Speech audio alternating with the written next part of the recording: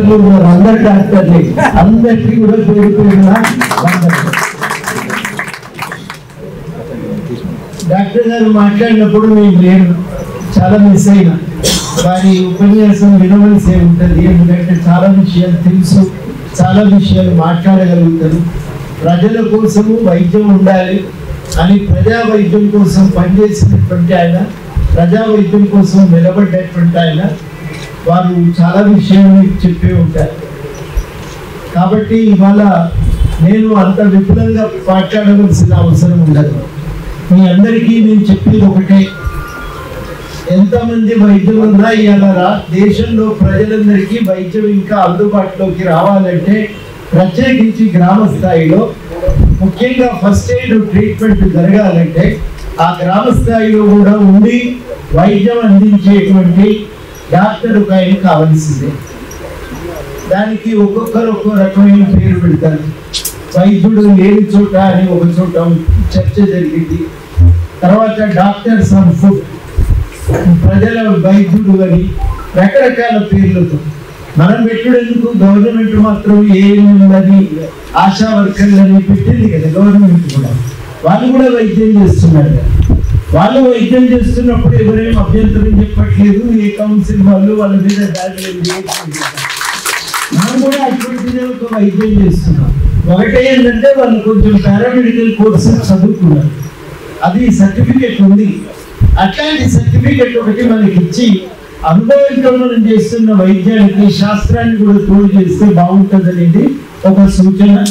ఆ శాస్త్రాన్ని తోడు చేసుకోవడానికి ప్రభుత్వం కోరుకోవాలి. దానికి మరి ఇప్పటికే కోర్సు డిజైన్ అయిపోయింది. ఆ కోచింగ్ ఎట్లుండాలనేది నిర్ణయమైంది. ఆ కోచింగ్ మనం ఇంకా అందరం కూడా తీసుకోవడానికి అవకాశం లేకపోవటమే సమస్య. చాలా రకాలైన కార్పొరేట్ శక్తులు అడ్డం పడతాయి, వద్దు అని అడ్డం పడే ప్రయత్నం చేస్తాయి. ఆ శక్తులతో తలపడితే తప్ప అది సాధ్యమయ్యే విషయం కాదు. అది మనం అందరం కూడా అర్థం చేసుకోవాలి.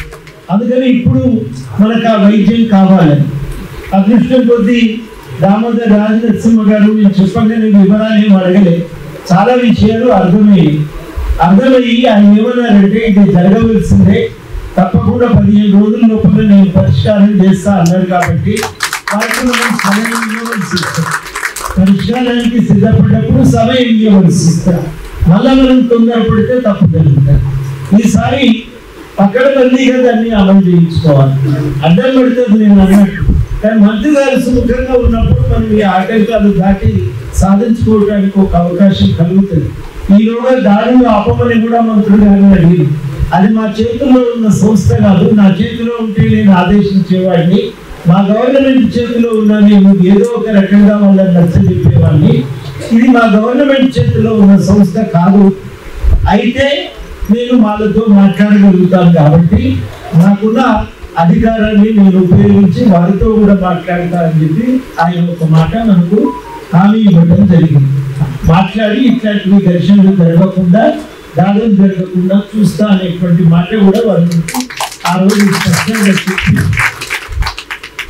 ఒక ఊరట కొంత దొరుకుతుందనే ఆశ, ఒక పరిష్కారం, అంతిమ పరిష్కారం కూడా దగ్గరలో ఉందనేటువంటిది ఒక విశ్వాసంతో ఇవాళ మనం ఈ సభ ఏర్పాటు చేస్తున్నాం. ఈ సభ ద్వారా మనం అందరం కూడా గ్రామాల్లోకి వెళ్ళేటప్పుడు మీకు పెద్దలన్నీ చెప్పే ఉంటారు బ్రహ్మారెడ్డి గారు, ఇది వైద్యం అందించడానికి మనం కోరుకోవాలి. ఆ వైద్యం అందించడమే లక్ష్యం. మనం గుర్తుపెట్టుకోవాల్సింది ఏంటంటే మన పరిధిలో ఏం చేయగలమో అక్కడికి ఆగటం మంచిది. లేనిపోని ఆపరేషన్లు మేము చేయగలమని ఎత్తినేసుకొని ఇబ్బందులు పాలై జనాలకు ఇబ్బంది కలిగించి మన మీద ఉన్న విశ్వాసాన్ని కూడా మనం పోకుండా మనం జాగ్రత్త పడాలి. కొన్ని అట్లాంటి జాగ్రత్తలు మనం తీసుకోకపోతే మొత్తంగానే గ్రామీణ వైద్యం అనేది సమస్యలు చిక్కుకుంటుందనేది మనం గ్రహించాలి. మనకంటే ఎక్కువ గ్రామీణ వైద్యం దెబ్బతింటదనేది మనం అర్థం చేసుకోవాలి. ఆ మేరకు మనం ఆ గ్రామీణ వైద్యాన్ని మనం కాపాడటానికి మనం ప్రయత్నం చేయాలి. అది మన బాధ్యతగా ఇవాళ తీర్మానం చేసుకోవాలి.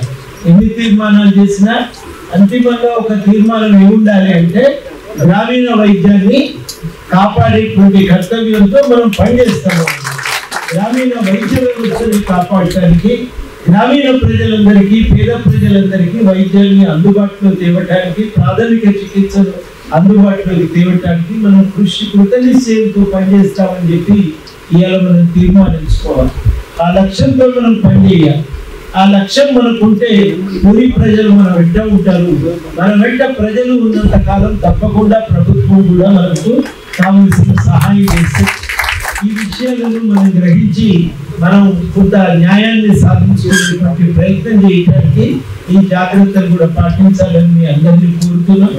వైద్యం అనేది నిజంగా చాలా ఖరీదైనటువంటి వస్తువుగా మారింది. ఒకప్పుడు గవర్నమెంట్ ఆసుపత్రికి పోతే నాడి పెట్టి చూసి డాక్టర్లు వైద్యం చేసేది. మామూలు రోగంతో పోతే కూడా మనకు చాలా చికిత్సలు చేయవలసి వస్తుంది. పరీక్షలు రాస్తున్నారు, చాలా రకాలైనటువంటి చికిత్సలు కూడా వాళ్ళు ప్రయత్నం చేస్తున్నారు. దానితో పేషెంట్ ఒక మామూలు విరేచనాలతో పోయి కూడా 40,000 బిల్లు కట్టి 50,000 బిల్లు కట్టి బయటకు వస్తున్న సందర్భాలు కూడా మనం గ్రహిస్తున్నాం.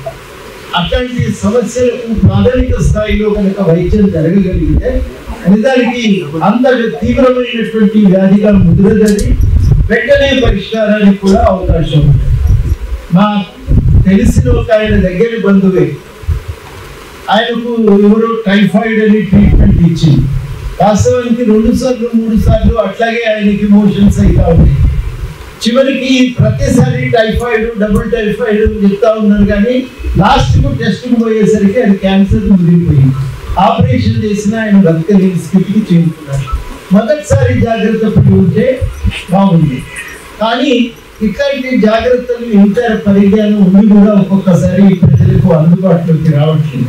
మనం కోరుకోవాల్సింది ఏంటంటే మనకు పైన ఒక అద్భుతమైన ప్రజా వ్యవస్థ ఉంటే, ప్రజారోగ్య వ్యవస్థ ఉంటే చాలా బాగుంటుంది అనేది మనం నిర్ణయించుకోవాల్సిన అవసరం ఉంది. గ్రామ స్థాయిలో ఉండే పిహెచ్సితో పాటు దానిపైన ఏరియా హాస్పిటల్, ఆ పైన ఒక మంచి సూపర్ స్పెషాలిటీ హాస్పిటల్ గవర్నమెంట్ రంగంలోనే రావాలని కూడా మనం పట్టుబట్టాలి. ఇక ఇప్పుడు మన మీదకి కార్పొరేట్ కత్తి చూపించినప్పుడు మనం కూడా కార్పొరేట్ రంగాన్ని ఎదుర్కోవడానికి ప్రజారోగ్య వ్యవస్థ మేము కోరుకుంటున్నాము. ప్రజలకు కావాలని నువ్వు వద్దు, నన్ను వద్దంటే నువ్వు కూడా వద్దు. మరి అందరం కలిసి ప్రజారోగ్యాన్ని ప్రభుత్వ ఆసుపత్రులను కాపాడుకుందామని చెప్పి మనం అడగవలసిన అవసరం. ఎనకటి కాలం పోయింది. షట్టర్లో డాక్టర్ కూర్చొని వైద్యం చేసే కాలం పోయింది. మాకు హన్మకొండలో చంద్రమౌళీశ్వరరావు గారు డాక్టర్ ఉండే, పెద్ద మనుషులకు పేరు తెలుస్తుంది ఇప్పటికి కూడా. హన్మకొండ మొత్తానికి ఆయనే డాక్టర్ అవుతుంది. పాటలు పాడుకుంటా కూని రాగాలు తీసుకుంటూ నాడబెట్టి చూసేది. ఆయన కూని రాగం ఆగిపోయిందంటే, ముఖం సీరియస్ అయిందంటే వైద్యం ఏదో సమస్య తీవ్రంగా ఉంది అని అర్థం. లేకపోతే నవ్వుకుంటూ చిట్టి మీద నీకెందుకు మందులు అవసరమే లేదని నవ్వుకుంటూ మందులు రాసి పంపించి ఆ కాలం పోయింది. వైద్యం ప్రైవేట్ ప్రాక్టీస్ ఉంటే అట్లా ఉంది. ఇవాళ మనం ఈ మొత్తం పరిస్థితులను అర్థం చేసుకొని ప్రజారోగ్య వ్యవస్థను కాపాడాలి. అందులో మమ్మల్ని కూడా కలుపుతుంది. అట్లా మనం నిర్ణయం చేయగలిగితే గ్రామ స్థాయిలో నాణ్యమైనటువంటి ఒక ప్రాథమిక వ్యవస్థ, ప్రాథమిక చికిత్స మేము ఏర్పాటు చేసి అందజేయగలం. కాబట్టి మా అవసరం ఉంది అని చెప్పి మనం చెయ్యాలి. మనం కాకపోతే ఆశా వర్కర్లే కదా, వాళ్ళకేమి ఇచ్చిందో గదే ట్రైనింగ్ మనం కూడా ఇస్తే మనం కూడా చేసుకోగలం. అంటే వాళ్ళ పాత్ర కొనసాగాలి. వాళ్ళలాగా మనం కూడా మన పాత్రను నిలబెట్టుకోవాలి. వాళ్ళకు గౌరవం ఇచ్చినట్టే మనం కూడా కొంత గౌరవం ఇవ్వాలని. వాళ్ళ మీద నేను తక్కువ చూపుతోనే మాట్లాడతలేదు, మంచి గౌరవంతోనే నేను సూచనలు చేస్తున్నాను. మంచి వైద్యం వాళ్ళు కూడా ఇవ్వగలుగుతున్నారు. వాస్తవానికి కోవిడ్ నియంత్రించగలిగినామంటే వాళ్ళు అందజేసిన మాత్రలు చాలా వరకు ఉపయోగపడ్డాయి. అట్లా ఒక ప్రాథమిక ఆరోగ్య వ్యవస్థ అనేది అట్లనే ఉంటుంది, అది ఇంకో రకంగా ఉంటుంది. అది అర్థం చేసుకుంటే మనం కూడా అర్థమవుతాం. నేను చెప్పేది ఆ ఉద్దేశంలో. అట్లా మనల్ని అర్థం చేసుకొని మన పాత్రను అర్థం చేసుకొని మనకు ఒక మనుగడ ఉండేటట్టు చూస్తే, అవకాశం కల్పిస్తే లాభం జరుగుతుంది అనేది మన అందరి అంచనా. దాని ప్రకారము మరి ఒకసారి కొంత విస్తృతంగా గ్రామీణ వైద్యం మీద చర్చ జరిగినప్పుడు రమేష్ గారితోనే మనం ఒక బాధ్యత అప్పగించాల్సి ఏంటంటే మెడికల్ కౌన్సిల్ వాళ్ళని కూడా పిలుద్దాం. గ్రామ స్థాయి ఆరోగ్య వైద్య పరిస్థితులు ఏమున్నాయి, మేమేం చేస్తున్నాం, మీ సూచనలు ఏమన్నా ఉంటే చెప్పండి, కానీ మా పొట్టగొట్టకండి, గ్రామీణ వ్యవస్థ మీతో కలిసి వెళ్ళినాక నాకు కూడా ఫోన్లు వచ్చాయి, సార్ ఎట్లా ఉంటాడు అని కూడా అడిగేది. నీకేమెరుకని పోయి వైద్య వ్యవస్థని ఇట్లా నాశనం చేస్తే ఎట్లా నేనన్నా, నేను మాట్లాడుతున్నాను. మనం వైద్య వ్యవస్థను మేము ఎవరైనా జోక్యం చేసుకోవట్లేదు, కానీ కొంచెం ప్రాథమిక చికిత్స గ్రామ స్థాయిలో లేకపోతే సమస్య అవుతుంది. దాన్ని మించి ఎవరైనా దుర్వినియోగం చేసి కత్తులు కటార్లు పెట్టి కోర్చం మొదలు పెట్టిందంటే నష్టం. దాన్ని ఆపడానికి మీరు ప్రయత్నం చేసినా మాకు అభ్యంతరం లేదు. చాలా సార్లు పత్రికల్లో అడ్వర్టైజ్మెంట్ వస్తాయి, ఎప్పుడు కూడా దీర్ఘకాలిక రోగాలకే అవి వస్తాయి. మా దగ్గరికి వస్తే ఉబ్బసం పోతుంది, లైంగిక సమస్యలకు అంతిమ పరిష్కారం మా గోళీ ఉంది వేసుకోవచ్చు అని అంటారు. ఇట్లాంటివన్నింటినీ మీరు ఆపండి, అవి క్వాక్స్ అంటారు. మనం అట్లా చేయట్లేదు. మనము బిజీ ఎంత ఉంది, ఏ పరిస్థితిలో ఉంది, ప్రాథమిక వైద్యం చేస్తాం. గ్రామీణ స్థాయిలో ఉండే చిన్న చిన్న సమస్యలకు ప్రాథమిక స్థాయిలో చేస్తాం. దానికి తోడు కొన్ని జాగ్రత్తలు ప్రజలకు చెప్తాం. ఇవాళ రోగం రాకుండా చూడటం ప్రధాన కర్తవ్యంగా ఉన్నాయి. మనం కొంత ఆ పని కూడా చేస్తాం, గ్రామానికి సేవ చేస్తామని కూడా మనం కావాలంటే ఒక హామీ ఇవ్వచ్చు. దాంట్లో ఇబ్బంది ఏమి లేదు. గ్రామ పంచాయతీకి సూచనలు అందజేయవచ్చు తరచుగా. అది ఒక పని మనం అదనంగా మనకు అప్పగిస్తే మనకి ఏం అభ్యంతరం లేదు. ఆ సూచనలు కూడా మనం చేయగలుగుతాం. ఇట్లాంటి పనులు అవసరం. ముందు ప్రాథమిక చికిత్స, అప్పటికి ట్రీట్మెంట్ కాకపోతే ఏరియా ఆసుపత్రి, ప్రాథమిక ఆరోగ్య కేంద్రము, ఏరియా ఆసుపత్రి, అక్కడికి మనం చాలా వరకు సమస్యలను పరిష్కరించే ప్రయత్నం చేస్తే రోగాలు దీర్ఘ రోగాలుగా మారే అవకాశం లేదు. వైద్యం కూడా సులువుగా జరిగిపోతుంది, వ్యక్తుల ఆరోగ్యాన్ని కూడా కాపాడవచ్చు. అది మనం జరిగితే అప్పుడు ఇంకా తీవ్రమైన ఇబ్బందులు ఉంటే చూస్తారు. కనుక నివారణ, ప్రాథమిక వైద్యము, అది 3 స్థాయిలో, అదే కానప్పుడు ఉన్నత స్థాయిలో సూపర్ స్పెషాలిటీ వైద్యం, ఇది మనకు కర్తవ్యంగా ఉండాలని ఒక బ్రిటిష్ నమూనా నుంచి మనం ఒక ఆరోగ్య వ్యవస్థను దిగుమతి చేస్తాం. ఈ మధ్యన ఆరోగ్య వ్యవస్థ ఉపకూలిపై మొత్తం కార్పొరేట్ చేస్తున్నట్టు మళ్ళా పాత ఆరోగ్య వ్యవస్థను పునరుద్ధరించాలనుకుంటే కింది స్థాయిలో మనం ఉండాలి. అది చాలా కీలకం. ఆ ప్రాథమిక ఆరోగ్య వ్యవస్థను కాపాడుతూ వైద్య వ్యవస్థను పునరుద్ధరించేటువంటి పని ఒకటి గవర్నమెంట్ నెత్తిలో పెట్టుకోవాలి. దానికి మొదలుగా ఒక పెద్ద కార్పొరేట్ శక్తి వచ్చే వరకు ఏం జరుగుతుంది అంటే కార్పొరేట్ వైద్యం కోసం పరికరాలు పెద్దవి ఉన్నాయి. ఆసుపత్రి పెట్టుకునే కష్టమైపోయింది. ఇవాళ రేపు అది ఎంత కష్టమైందంటే మన దగ్గర ఉండే పెట్టుబడిదారులతో కూడా పని తెలియదు. రకరకాల దేశాల నుంచి వచ్చి ఆసుపత్రులు దాదాపు హైదరాబాద్ లో ఉన్నాయండి. ఫారెన్ పెట్టుబడుల చేతుల్లోకి వెళ్ళిపోయి ఏవి కూడా సొంతంగా నడుపుతున్నది లేవు. 1, 2 మినాయించి అన్ని ఫారెన్ పెట్టుబడిదారుల చేతుల్లోకి పోయి, ఆ పెట్టుబడిదారుల చేతుల్లోకి పోయి అన్ని పరికరాలు తెచ్చినాక పని దొరకకపోతే ఖర్చు పెరుగుతుంది. కాబట్టి వాటికి పని చెప్పాలంటే మనకు అవసరం ఉన్నా లేకున్నా వైద్యం చేయాలి. వాటన్నింటి మీద లేని అభ్యంతరం ఉంటుంది. కడుపు నొప్పికి మంది ఇచ్చే మన మీద ఎందుకు ఉండాలి? ఇవి మనం బలహీనపడాలి. ప్రజారోగ్య వ్యవస్థ బలపడాలనే నినాదం మనం ఎత్తుకోవాలి. లేకపోతే ఎప్పటికీ కార్పొరేట్ తో ఘర్షణ మనకు ఉండనే ఉంటాయి. కింద రోగం రాకుండా ఆపేటోడు ఉంటే కష్టమే కదా. కాబట్టి ఇట్లాంటి సమస్యలు ఉంటాయి. దాన్ని మనం అర్థం చేసుకొని మనం ఒక స్పష్టతతో పనిచేయాలి. ఈ కార్పొరేట్ వైద్యం కాదు, ప్రజారోగ్య వ్యవస్థ కావాలని చెప్పి మనం గట్టిగా చెప్పగలిగితే ఆ ప్రజారోగ్య వ్యవస్థలో మనం బతకగలుగుతాం. మనకు వేధింపులు ఉండవు, మన స్థానం మనకు బలంగా ఉంటుందని చెప్పి నేను అర్థం చేసుకుంటున్నా.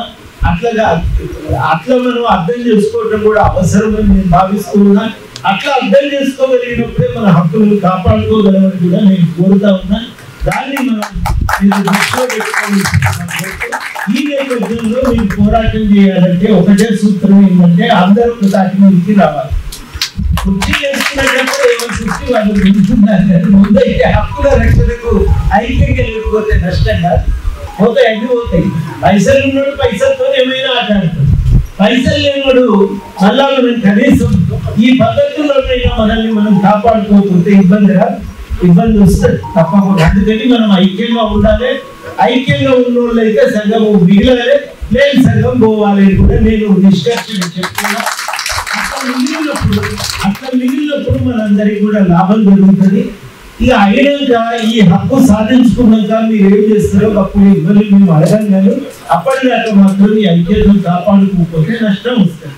పైసలు వెదజల్లి మనకు మోసం చేసుకోవడం ఉన్నాక రకరకాల పేర్లతో మనకు వీడు భూత వైద్యుడి కంటే కడహీనం మనిషి వీడు ఉండరాదు అని చెప్పి మనల్ని ఎక్కిరించే పరిస్థితులు ఉన్నప్పుడు మనం ఐక్యంగా ఉండకపోతే బతకలేదు.